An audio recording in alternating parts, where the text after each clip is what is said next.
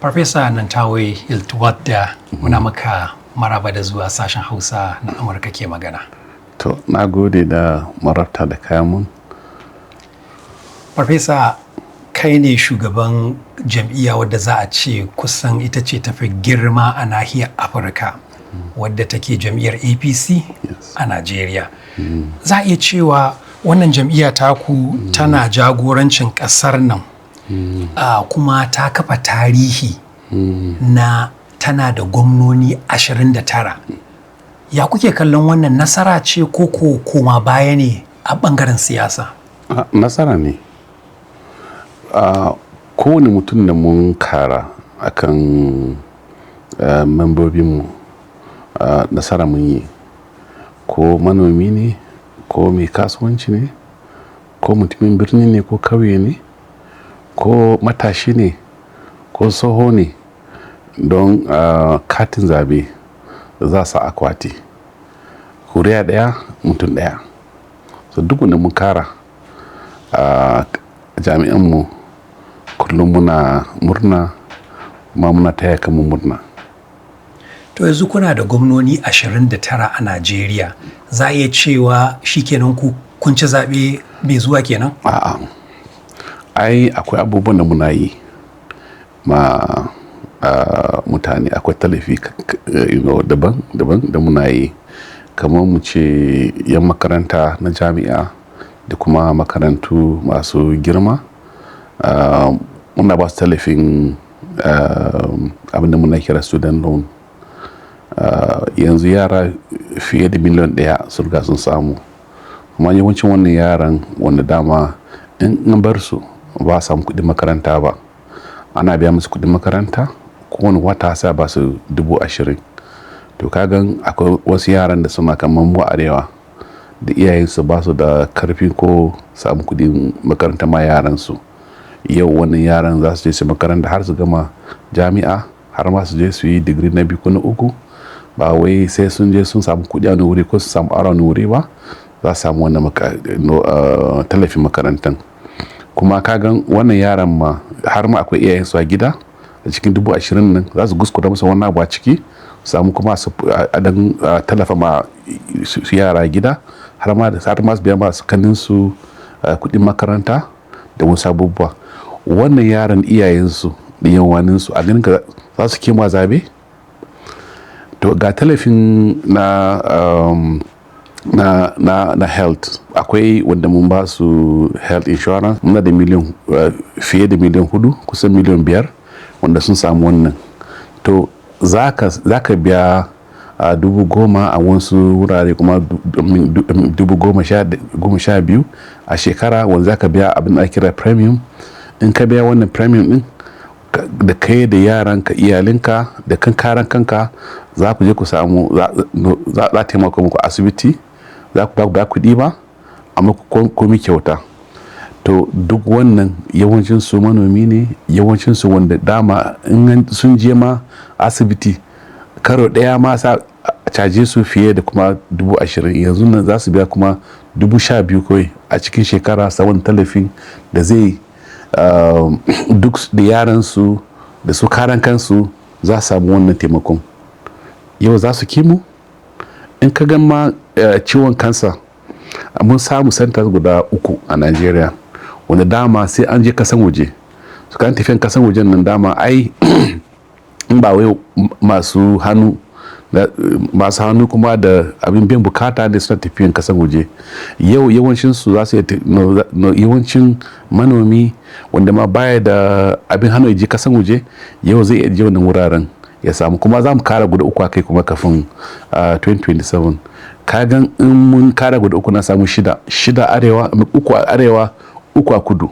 To kaga mun samu wannan santa tsimma, taimako ke ma mutane, tallafi ke yi, wanda sun samu wannan taimakon za su kimu kenan.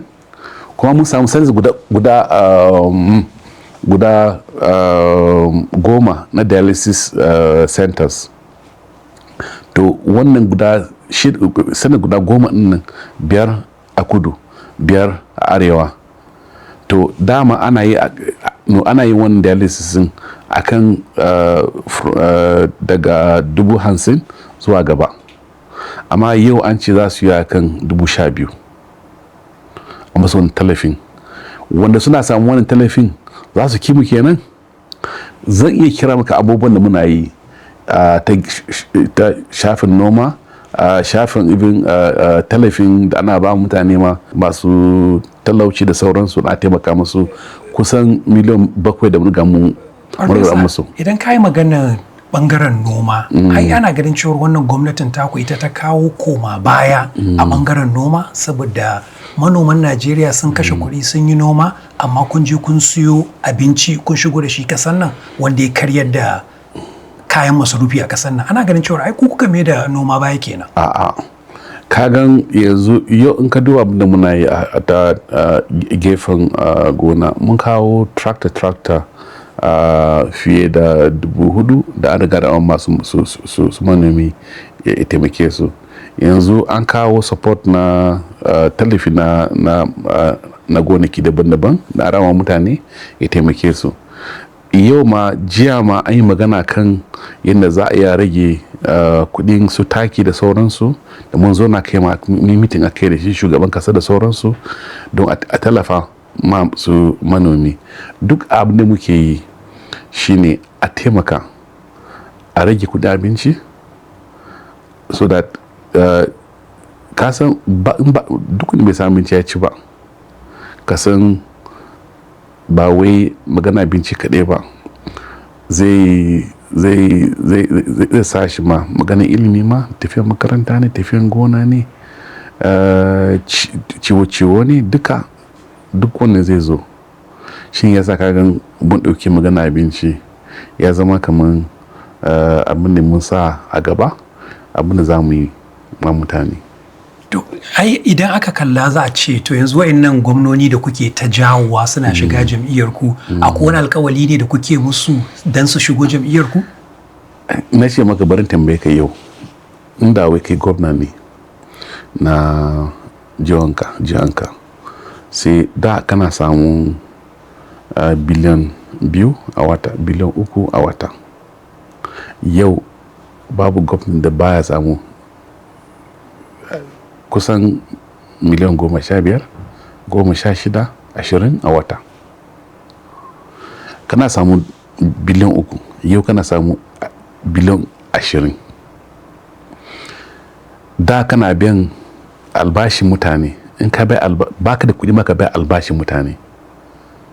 Su ka gan masu albashi suna tare mutane kowane rana, ka ji ana TV, ana radio, ana kan janin jaka da su gwamnoni akan maganan albashi. Yau kaji ana maganan albashi kuma ne? Babu set ko ɗaya da tana bin su masu aikin su ma'aikata suna bin gwamnati maganan albashi.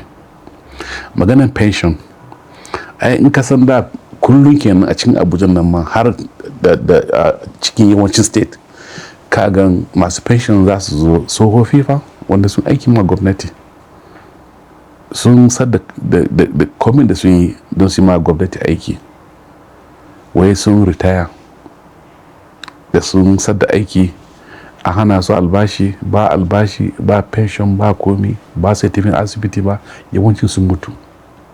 Yau an asan bin bukata, ana biyan su ba wanda ke ma magana, an rufe masu asiri har za su biya samu kuɗi su yi su project, ba ma sai sun je bank su aishi ko loan ba. Yau wannan gwamnati in ka ce mashi ya zo, in ka taya shi ka ce ka zo ka taimaki wannan gwamnati wanda tallafa maka, sai ce a'a. To kana nufin kenan su gwamnonin nan da suke a sauran jam'iyyunsu, kuna nufin kenan ba za ku tallafa musu ba? Ana tallafa, kowa na samuwa, amma su dai sun ce ya kamata a zo a rufe baya ma wannan gwamnati wanda ya tallafa musu. Ai shi ni zan gaya maka yau, in yanzu gwamnatinmu an janye shi, wani gwamnati ya zo wanda ba sai samu wannan kudaden ba, za su ji daɗi? Ai shi yasa gwamnoni sun ce ya kamata a zo a taimake President Bola Ahmed Tinubu, a rufe mishi baya, a talafa mashi a zuba shi zabe ya sake dawowa so da a ci gaba da wannan duk abubuwan da ake yi nan so da su samu kulade su biya mutane albashi a biya kudin asibiti mutane a yi su project a state din ai shi yasa kaga yanzu in kaga kowane state in kaga ma ba su kan da ana bin state yana raguwa kowane wata je ka duba debt management office kaga abin da ke faruwa kagan duk maganan bashi kan da ake bin mutane a wannan office a wannan ofishin duk suna raguwa kowane wata daga states me yasa ba su anshin loan kuma don su aiki ba su anshin loan don su biya salary ba su anshin loan don su biya pension ba su anshin loan don su mutane aiki. Amma farfesa wannan kudin da kake magana fa ba kudin Bola Ahmed Tinubu ne, kudin ƙasa ne, dan ya dauka ya ba gwamnonin nan ba taimakon su yi ba. Dama ba gwamnati ne da ba samu ba, da ba gwamnati ne, akwai gwamnati, amma wanda ya taimaka maka ya kawo wannan kudin ya tattara shi a wuri daya, da ba ya tattara shi ba, yanzu an tattara shi, da bari gaya maka ai da ana ganga kusan ya kai tsakanin 700-600, yau muna yin ganga miliyan 2, miliyan 1,700, miliyan 1,800. To kagan wannan bambancin ya sa an samu kuɗi da yawa a ta shafin mai na ɗaya kenan. Na biyu kasan yadda harajin da ana tarawa yanzu nan kasan na ake samuwa, da akwai wasu hanyoyin da kamar da ana tare ruwan gudu, yau wannan hanyoyin duk an bubuɗe su, yana shigowa an ta tara a rawa ma kowa ya samu. Shin ka ce mun in kai ne ba ka ji daɗi ba? To amma farfesa a can baya ma gwamnatin taku ce ba, gwamnatin Muhammadu Buhari duk ku ne kuka yi wannan gwamnatin. Ana da bin shi ba su yi dace ba kenan. Barin gaya maka ka san da in ka tuna PayPal kana kasan waje, PayPal ta hana Najeriya a yi amfani da kudin Najeriya da kuma card na Najeriya a yi biya wani abu a kasan waje. Yau bayan shekaru 21 Buhari ne ke gwamnati a shekaru 21 ba Buhari ba. Wannan mutum ya canji ne fa wanda da an kasa gani shekaru akan shekaru, a wannan canjin ya taimaka ma kasa, ya taimaka ma kowa. To farfesa bari mu duba wannan matsala yanzu yadda kuke ta gayyato gwamnoni suna shigowa jam'iyyar ku, yau idan aka ce wani gwamnan APC ya fita jam'iyyar APC ya shiga wata jam'iyya, ya za ku ji daɗi ko ya za ku yi? Na ce maka kai in yau kai inda kai malami ne na addini, mene manufanka ba manufanka shine da kowa ya zo addininka ba? In ka rasa mutum daya ba ka ji haushi ba? Za ka ji daɗi? Ai ni kaman football coach ne da ina son muga cin zabe, muga cin kwallo, kowane in yau an ce za yi buga zama kwallo da wannan club din sai mu samu nasara, gobe yau mu samu nasara, jibi mu samu nasara, gata mu samu nasara. Ai to ni shine nawa manufan. Namu muna son kowane gwamnan Najeriya ma in duka sun zo APC za mu yi murna, mu rasa daya za mu yi kuka har da hawaye ma. To akwai raɗe-raɗi da ke cewar jam'iyyar nan taku ta APC akwai matsalolin cikin gida wanda har an ga wayansu jigajigan jam'iyyar ku suna ganawa da wasu jigajigai a wata jam'iyyar adawa. Kagan bai gaske wannan magana? A'a ba wani gaskiya, ba gaskiya wannan. Ai kullum muna magana mutanen mu. To ai ka san maganan jami'a, dama mutane sai sun kawo jite-jite don a samu dan ko za a samu a dan barke na wuri kaɗan, amma dai ina ne ba barkewa. In ka samu mutane da suna da ka samu mutane kusan mu ce mutane miliyan miliyan 5 miliyan 6 miliyan 10 miliyan 20 a cikin jami'a. Muna registration online yau ina ga namba namu kusa da miliyan 10 wanda suka son register already. To tunaninmu ma shine za mu kai kusa miliyan 20 na membobinmu in Allah ya yarda. To a ganinka yaya za a zauna aiko mata da miji ana dan motsi-motsi kuma harshe ma da hakori wani lokaci sai su dan an shi kansu, amma da bai hana ai yau bayan da za a zauna a ce mutane miliyan 20 miliyan 10 wai ba samu jite-jite ko ana samu dan matsala ba, amma da abin kyau namu shine mu riga musa hanyoyin da muna sasanta mutanenmu. Na samu matsala ana samu hanyar da za a sasanta mutanenmu. So ga wanda sasanta ma da muke yi akwai su kwamiti da mun aje su, ana samu matsala a tura su a wurin a sai na sasanta shi yasa ka gan yawancin mutanen APC ba su tafiyan ko'ina. To yanzu kana nufin kenan kamun nan da zaɓe da za a gabatar a shekara mai zuwa tabbas jam'iyyar ku ba za a samu wani dan jam'iyyar ku ya fita zuwa wata jam'iyya ba kenan. To ba ce wai ba wani zai fita ba, amma ba su yawa ba, don ka san maganan jami'ar rayi ne. So maybe in wani maybe rayin shi watakila abokin shi na wannan gefen, in ya bi shi wancan wurin ba mu hana shi ba. Akwai wani kuma maybe dan wan shi yana wannan gefen, in ya bi wurin ba mu hana shi ba, amma zan gaya maka 90% za su yi wuri daya, kuma da wannan number za mu ci zaɓen mu.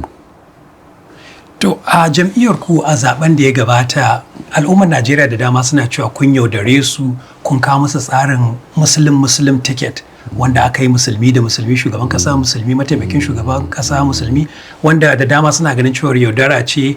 Gwamnatin ku ta shigo an ga bambance-bambancen abubuwa musamman a Najeriya da take da matsaloli na addini da sauransu. Kuna nan ga kuna ganin ba yaudara ba ne? Wannan musulmi mishi domin maganan addini. Kira min suna ɗaya, mutum ɗaya wanda an musguna mashi don maganan addini. Ba musgunawa don addini ba, abin nufi kun yi amfani da addini don kuka ci zaɓe, amma kuma ba a taimaka ma 'yan ƙasa, suna kuka da cewar ba a taimaka musu. Why ne mu ce don bambancin addini?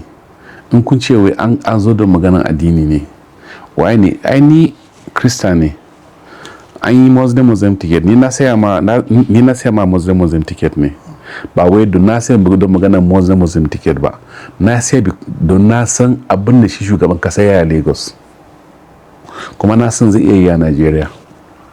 Na san shi musulmi ne, matan shi Krista ce, bai musguna mata ba, bai kore su ba, yaran shi wasu su musulmi ne wasu Krista ne, bai kore su ba, bai raba auren ba. Ina son wani irin wannan auren ya zo Najeriya, inda in ko ni musulmi ne ko ni Krista ne ba za mu gana min ba. An zaɓe shi da aka yi ba don shi musulmi ba ne, an zaɓe shi don baya wariyan addini, baya wariyan yare. Bari baka example, an ya kawo mutum daga Kano, musulmi ne, ya ba chairman a Lagos, bai san shi musulmin Kano ba ne, bai san shi Bahaushe ba ne. Ya kawo Falake daga Kwara, ya ba shi daga Kogi, ya ba shi local government chairman, ya ba shi dan majalisar tarayya a Lagos, bai san shi dan Kogi ba ne. Ya kawo wani daga Anambra, shi Inyamuri ne, ya kawo shi zuwa Lagos, ya ba shi minister of budget and planning, ya gama ya kawo shi a national level, ya zama DJ budget lokacin Buhari. Bai sani wai shi ya mai kuma shi Krista ba ne. Ya kawo mutane daga state daban-daban. Ka gaya min gwamna ɗaya a Najeriya da ya kawo mutane daga yare daban-daban a state nashi, ya ba su commissioner, ya ba su local government chairman, ya ba su makamai daban-daban. an ban da shi president Bola Ahmed Tinubu da ya Lagos.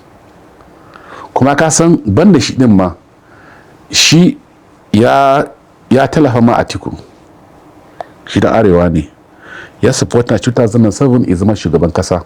Bai sanar Atiku dan arewa ba ne, ya janye shi Ribadu ya supportin nashi ya zama shugaban kasa. Bai san shi dan arewa ba ne, ya sake supportin Buhari ya zama shugaban kasa, ya ba da kudi, ya ba da structure, ya ba da komi shi ya zama shugaban kasa. Bai sanar wai shi musulmi kuma dan arewa ba ne. To kaga in ka lura shi president Bola Ahmed Tinubu akwai talafawa da yawan mutan daban-daban a duk shafin wannan kasan. Ba wane taimaka ma mutane, yare daban, addini daban, kamar shi president Bola Ahmed Tinubu. To yanzu idan ka yi wannan maganar, an ga cewar a gwamnatin Bola Ahmed Tinubu ba a taɓa cire wani musulmi an cire musulmi aka ba kirista, amma ba a cire kirista aka ba musulmi kujera ba. Musamman idan ka ɗauki kujerar da aka cire Ganduje, ka haye kujerar da aka cire Badaru, aka ɗaura Musa Christopher. 'Yan Najeriya suna ta magana akan cewar ai me yasa ba a samu wata kujera kuma da aka cire kirista aka ba musulmi ba. Ya nuna cewar ku ba kwa kallon addini kawai, aiki wanda zai aiki kuke kallo kenan. To in ka faɗa wannan ko ai da Christian suna su complaining. Mu ɗauka jami'an mu da party chairman ɗin shi musulmi ne, secretary musulmi ne ko party chairman da musulmi ne, Ganduje shi musulmi ne ba, secretary musulmi ne ko a arewa gabaki da esco na arewa duka musulmi ne, mutum ɗaya ne Kirista kawai a cikinsu. Kirista sun magana ne na APC sun ki, ba wanda ya ki, don sun gan za su yi aiki, ba wanda ya magana.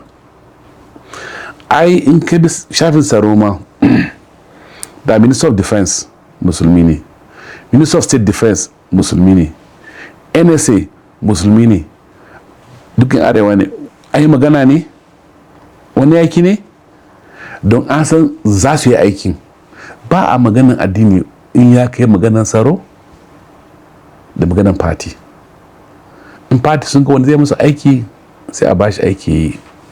Yau da ni zan gaya maka yau wai zan musguna don ni Krista, ka taba jin ko ka je party office in ka ji ko na bambanci addini don ni Krista ne? Ai dama wani lokaci mutane suna neman hujja don su dan kulle wani abin za magana kai, sai su kawo wannan maganin. Wa su ne gobe, watakila gobe a ce Minister of Defense da canja ya zama musulmi ne, watakila wani akwai wasu ma shi president maybe zai shufflement ya canja wasu Muslims zama Christian, wasu Christian zama Muslim, ya canja su. Wannan sai hana za a nemi wanda zai iya aiki ne, amma a cikin wannan abubuwan sai a san an yi balance. In yau in ka duba arewa, ka duba ai muna da deputy senate president, shi Krista ne, shi speaker shi Krista ne. Ai ba magana ba, domin sun za su yi aiki, sun kware a wannan aiki. So ni a gani na muyin arewa ko musulmi ne ko Krista ne, duk mu ɗaya ne fa. Aini na san abin da shi mutane kamar Ahmadu Bello su yi ma mutane. Ba a wariya, ba a maganin addini, in ba wai yau da maganin siyasa muna arewa yanzu ana maganin addini a ko'ina. Ai dan kauye na na san shi Ahmadu Bello ya ɗauke shi daga Ibadan ya kai shi kasan waje, ya kawo shi ya sa shi a police, ya ce ka je wurin don ka zama first officer na Najeriya da shi mai digiri. Ahmadu Bello bai san shi Kirista ba ne? Driver nashi, mai dafa abincin shi, clerk nashi, secretary nashi kenan, duk Kirista ne. ni ba san ko me ya sa mutane sun sa addini gaba arewa a wannan shafin ba, amma da gani na in duk wani yana so ya zama leader shugaban arewa ya koya abin da shi shugabanmu babanmu shi Ahmadu Bello ya yi a arewa. Akwai raɗe-raɗi na cewar a zaben 2027 kuna ƙoƙari jam'iyyar ku za ta cire, za ta sauye, za ta maye gurbin Kashim Shettima da wani ɗan arewa. Menene gaskiya dangane da wannan magana? A wannan jita ne kawai. Na kalla bidiyo kusan 4.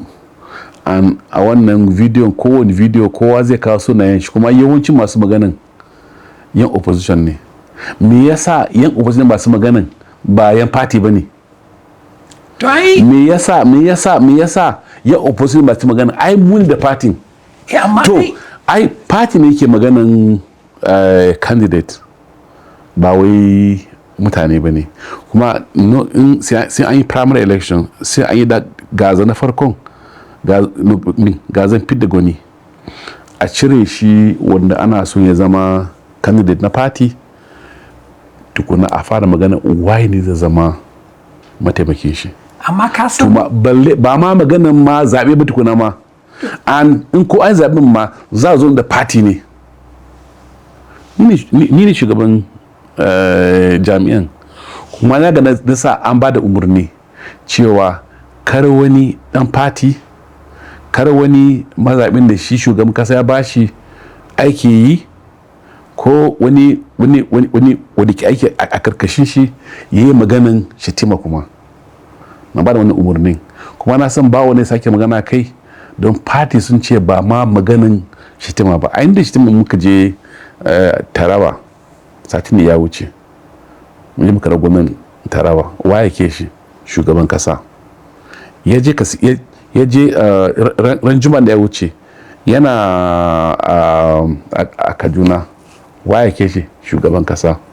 Mun je Plateau da shi, waye ke shi shugaban kasa. ran wannan satin a wannan karon nan za mu je kasan Inyamurai, waye ke shi shugaban kasa. Ya tura shi zuwa Davos a Switzerland, waye ke shi shugaban kasa. Ga sunan dandan tare da shi. To Farfesa, kana nufin cewar maganar da ake ta raɗe-raɗi cewar za a maye gurbin Kashim Shettima ba gaskiya ba ne? Karya ne, jita-jita ne. Jam'iyyun adawa suna nan suna ta magana, musamman suna ganin cewar jam'iyyar ku bata shirya ba, ko ta shirya don ta yi magudi a zaɓe mai zuwa.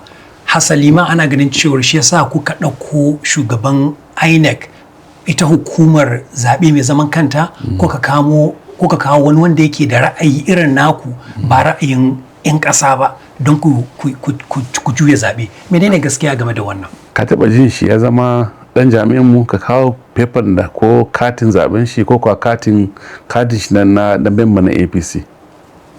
bai taɓa wani abu da yan APC ba.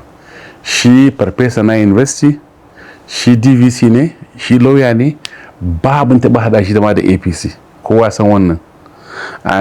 Kuma in ka duba ma, ai da aka kawo shi ba yana senate ba, ya shiga senate, ba wanda ya kawo wani hukunci a kan shi, ba wanda ya kawo na ba a kan shi. Kowa ya ce shi adili ne, kuma shi mai aiki ne. Na san ma na kalla abin a TV, na san abin na faɗa kan shi ma, har ma wanda ma suna opposition ma duk abin na faɗa kan shi, ba wanda ya wani uzura kan shi. So wannan an ce ya yi rubuce-rubuce a shekarun baya wanda ya nuna bambance-bambance na addini. Haka ya sa mutane suke ganin cewar bai kamata a ce shi zai jagoranci hukuma irin ta INEC ba. To kasan an kawo aida ya shiga senate, ba wanda ya kawo wannan hukunci a kan shi. Kuma kasan rayi mutum da maybe da kayi ya zama daban ne da kuma magana hukuncin zabe. Bai taba magana kan maganan zabe ba, bai taba cewa kada zabe wani ba because of addini, bai taba cewa kada zabe wani domin kuma wai shi Krista ko musulmi ba. To kaga maganan zabe daban ne da kuma maganar addininka. In yau kai musulmi ne ka ji ka magana kan su akan abu akan su musulmi, zai hana ka zama mutum, zai hana ka shigan gwamnati. Ai ka duba laws Najeriya, ka gane ko? Ka duba laws Najeriya, a cikin laws mene laws na da za a fani mutum a INEC chairman, mene shi ya karya a cikin su laws ga a kawo shi, sai a ce ka gan wannan shafin an ce kar a yi wannan kuma ya yi, wannan shafin kare wannan an yi, wannan shafin kare wannan sai ya yi. Inda an kawo any of these item cewa ai wannan ya karye dokan wannan, ya karye dokan wannan, ya karye dokan wannan, ai shugaban kasa ya duba sai a kai ma senate, amma bai karye kowane doka ko daya na wannan kasan ba. Yanzu ana magana wanda ya shafi wannan kundin tsari ko dokokin zaɓe, electoral act a turance. Yes. Wane kuna da niyyar ku tsaya a yi wannan gyaran domin a tabbatar da cewar an yi zaɓe na adalci, ko ana ganin cewar za ku yi shi don ya ba ku damar ku yi magudin zaɓe? A habba maganan magudi kuma ina da mutane sai in je magudi. To kuna da mutane kenan? Mai mutane. Ai in ka duba ko gwamnoni ne mutanen da kuke da su? A'a. Gwamnoni 29? A'a. Ka duba mana. Kar ka manta fa an yi zaɓe a 2015 akwai gwamnoni 27 da PDP take da shi, amma kuma ta faɗi zaɓe. A karya ne suka faɗa. Wannan kasan lokacin mutane gwamnonin PDP ne fa suka bar PDP suka shiga jami'an mu. In ka tuna chairman na Governors Forum Amechi yana PDP, in ka tuna Kwankwaso yana PDP, in ka tuna Saraki yana PDP. Zan kirga mutanen da yawa da suna PDP da sun ce a wannan ba za a yi da su ba, suka bar PDP suka zo jami'an mu suka kare mana karfi da karfe muka haɗu.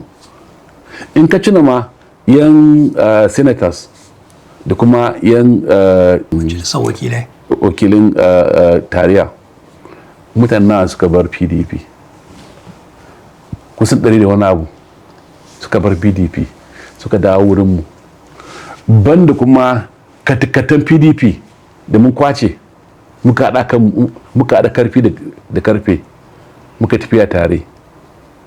To banda shi din kuma in ka tuna ma da AC ne a South, gwamnan Edo da yana ACN ne, gwamnan Lagos yana ACN ne, gwamnan Oyo yana ACN ne, gwamnan Oshun yana ACN ne, gwamnan Ikiti yana ACN ne, duk sun di camping. Farfesa yanzu so in ka hada wanda sun zo daga ANPP kamar su Sokoto, kamar su Zamfara, kamar su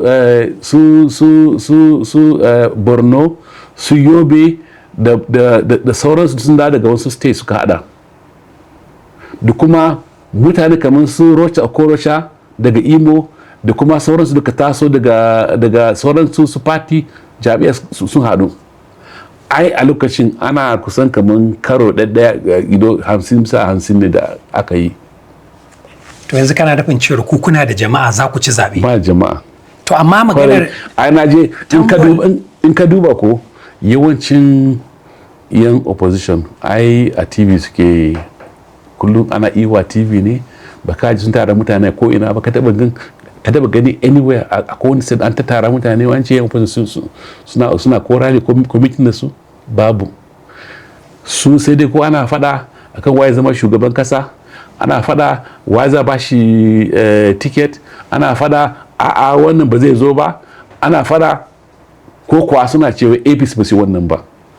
Amma kaga mu ba mu damuwa da su, ba ka taba jin muna fada ba, ba ka taba jin muna maganin ADC ko PDP ko any party ba. Mu kullum kaga mun tara jama'a, muna musu magana, muna mitin da su, muna ji ku yi hakuri, ai tafiya tare, ga abin da kuma ta yi muku, ga aikin da muke yi kenan, kullum abin da muke yi kenan. Ai shekaran jiya na da Katsina, jiya na yi mitin kusan guda 3 da state guda kusan uku yau zai mitin ma da wasu sai guda biyu, kuma haka kullum muke yi. Aminu Waziri Tambuwal ya ce wannan taron gwamnoni da kuke da su a jam'iyyar ku taron kasuwa ne babu jama'a. Ba taron gwamnoni muke yi ba. Yana nufin cewar kuna da gwamnoni 29 kuna tunanin za ku iya cin zaɓe. Shi yana ganin cewar wai wannan taro ne na kasuwa babu mutane yawan rumfuna, haka ya ce. To bari gaya maka albishirinka, 2003 PDP suna da gwamnoni 29 kamar yadda muke da shi yau. PDP ta ci zabe sun ragu zuwa 727 a 2007 sun ci zabe, sun ragu zuwa 25 2011 sun ci zabe. Ba yawan gwamnoni zai sa ci zabe ko a fadi zabe ba. To ka yadda da gwamnatin bol kenan? A'a ban yadda shi ba, amma namu mutane ne fa. Ai ba an yi zabe shekaran ta wuce ba? Ba yi zabe ba? A Kano dama an yi 50-50 ne, mun ci daya, NPP sun ci daya, yanzu ma sun dawo wurinmu. A Zaria inda shi Rufai ya fito an yi guda biyu na House of da House of Assembly, mun ci dukansu biyu. A Ganye inda Atiku ya fito an yi zabe mun ci. A Taraba opposition kenan ba a wurin ba an yi zabe mun ci, mun kwace hannun PDP mun ci House of Assembly din. A Onisha inda Obi ya fito ko an yi mun zo na biyu don fatin shi gwamna wanda kan gado ya lashe, amma mun zo na biyu. Fatin Obi ta zo na uku. Ya nuna cewa a arewa duk zaben da an yi a shekaran da wuce din nan a arewa duk wanda aka yi ɗaya ne kuma muka fadi muka ci duk sauran. To kana da kuma tabbaci za ku ci? Za mu ci ne man abba, za mu ci kaman jiya, za mu ci kaman jiya. To amma al'ummar Najeriya menene za ku yi amfani da shi ku nuna musu cewa abin da kuka yi musu don su zaɓe ku karo na biyu? Ai shi ne ke gaya maka. Barin baka, na fara baka example. Na ci kamar student loan, na baka example da student loan. Muna da about 1 million, miliyan ɗaya da fiye wadda samu wannan loan din. Wannan suna da iyayensu, suna yawaninsu, suna da gidajensu, kuma duk suna university, suna shekaru 18 da gaba. Yau wannan yaran iyayensu za su kimu. Zan baka example da kuma wanda ma mun tallafa musu a talafin na taimaka ma wanda kasa su. Mun ba su 77,000 kowanninsu. Mun biya su kashi 3, 25. Mun tallafa mutane fiye da miliyan 7 kuma kasa su ne a kauyuka. Wannan nasu kimu. Ga health insurance sun ce muka mun kawo miliyan 4 household, wato gidaje, kowane gidaje mutane 5 an tallafa musu a ta gefen health. Za su kimu. I can go on and on and Farfesa, in kai maganar wannan kun taimaka ma wannan kun yi wannan kun yi wancan, amma kar ka manta har yanzu akwai matsalar tsaro a arewacin Najeriya wanda ta yi kamari. Mutane ba su iya zuwa gonannaki, ba su iya tafiya, ba su iya komi, kuma kun gaza a wannan. Amma shi ya za ku yi ku gaya ma al'ummar Najeriya kun yi wani abu don su zaɓe ku? Ka san kamar maganar tsaro ba wai yau ne an fara maganar tsaron ba, amma ka san ma an na samu sauki a yawancin wuraren. An na samu sauki. Da bari baka no zan baka example. Kamar da a Kaduna, ka tuna yawancin wurare kamar ta boundary nasu da Niger, an yi kusan shekaru nawa an rufe makarantu, an rufe kasuwa, an rufe ko'ina. Yau an buɗe wannan kasuwan. Hanyar da ya tashi daga wurin Kaduna ya hada har zuwa Zamfara, da ba shigawa, motoci ba shigawa, yau suna shigo, ba sai wai abin nan ba. hanyar Kaduna ɗin nan, wannan hanyar Kaduna in ka tuna akwai lokacin da ma har jirgi ma ba shigawa. Yau har dare ana yi a wannan hanyar. Akwai wuraren da mun nan kokari, a wuraren da kuma muna kan kokari a dan a yi tasiri a wani wuraren. Shugaban kasa a lokacin yakin neman zaɓe Bola Ahmed Tinubu ya ce idan bai gyara wutar lantarki ba kamun shekarar 2027 al'ummar Najeriya kansa zaɓe shi. Yanzu hakan ga babu wutar lantarki a kusan gabaki ɗaya Najeriya har birnin tarayya Abuja. Ya nuna cewar kada a zaɓe shi? Ka gani barin ya ce, kasan ya ce bari faɗa turanci, ya ce we are going to work on electricity. Now, duba an aiki a kai ko ba aiki a kai ba. Ka tambaya kauyuka nawa ne yanzu nan da an kawo solar, an ba su independent supply, an cire su daga national grid. Kauyuka nawa ne. Ka tambaya yawancin university, in ka je yawancin su jami'an tarayya na wannan kasan, yawancin yanzu nan an gina masu solar, an cire su daga national grid. Ana kan ginawa yawancin teaching hospitals yanzu nan, ana cire su daga solar, daga grid, ana sa su a solar. Ka san me ya faru kenan? An kara electricity, ba wai sai an kara akan national grid ba, because grid is not stable. We have only one grid da ɗaya muke da shi, kuma in ya fadi ko kuwa wani ba faru da shi, kasan gaba ki ɗaya sai sa matsala. Shi yasa yanzu ana gigina wurin za cire su daga grid.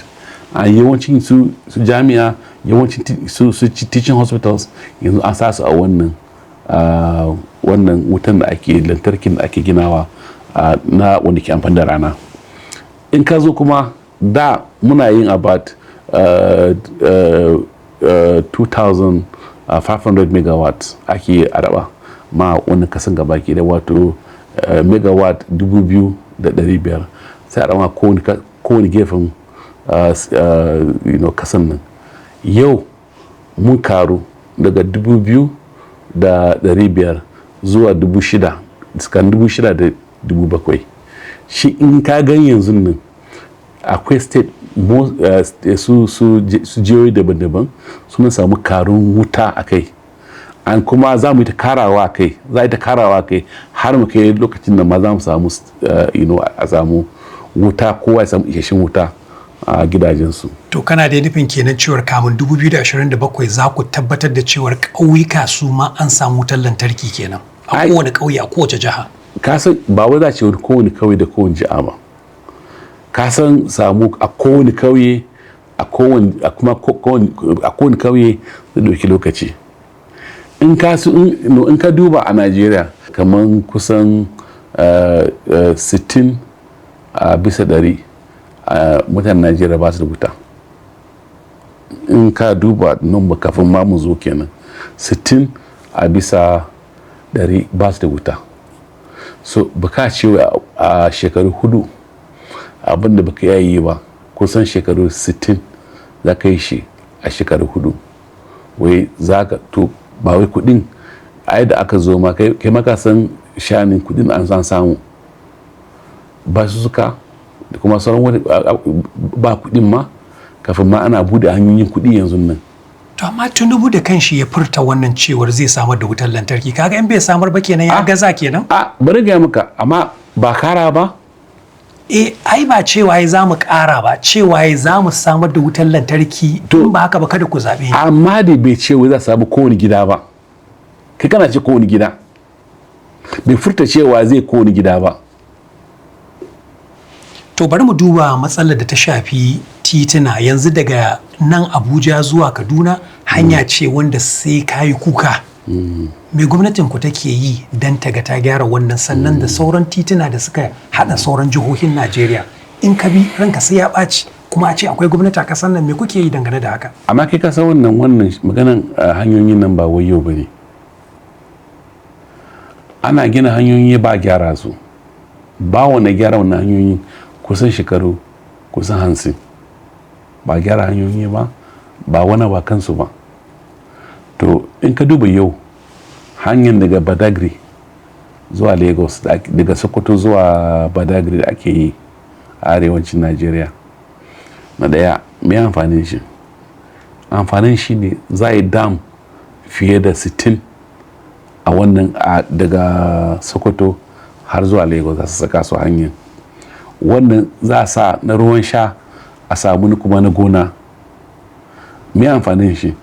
Za a samu abinci isheshe, za a samu hanyar da za a kwashe wannan abincin, za a yi kasuwanci da shi.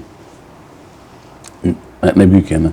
Na uku, kasan ba wai hanyar kada ake yi ba, akwai abin da muna kira AKK, gas pipeline, daga kudun Najeriya zuwa Kaduna.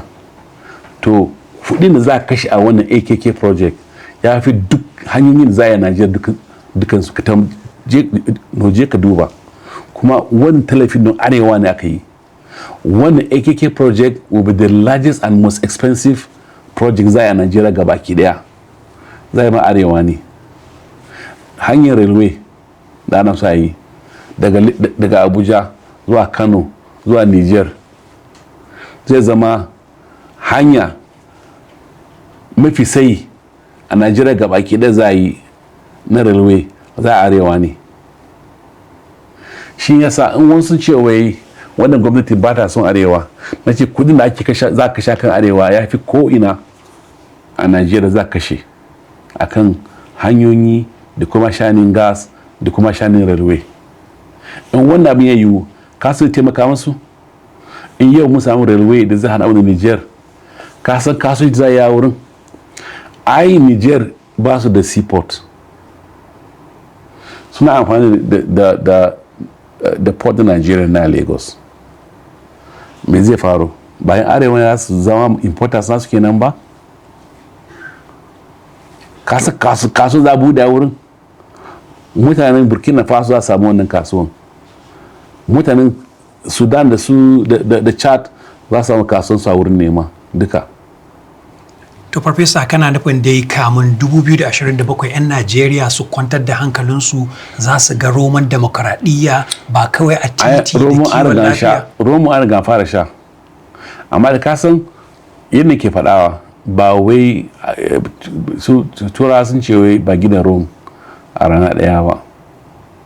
Ba zan ce wai za mu wannan duk abubuwan nan mu karasa komi a shekara 4 ba. Amma mun ga mun fara, wa muna kai. Muna gudun kokarinmu ina za mu yi, mu ga yana za mu karasa yawancinsu kafin lokaci, wanda mu karasa kuma sai mu ci gaba da su. To Farfesa, a ƙarshe menene kiran ka ga al'ummar Najeriya?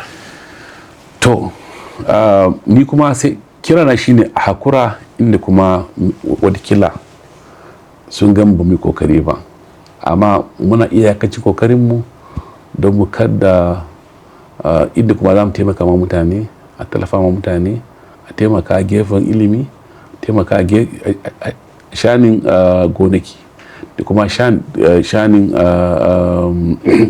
sauran wuraren da kuma ya kamata mu yi, muna iyakacin kokarinmu. Kirana shine kuma mutanen Najeriya a ji tsoron Allah, a taimaka ma jama'a, kuma a mana addu'a inda za mu taimaka ma mutane cikin ayyukanmu kuma. Farfesa Nantawe, muna godiya da zuwa sashen Hausa na Amurka ke magana. Na gode. Thank you. Amurka ke magana.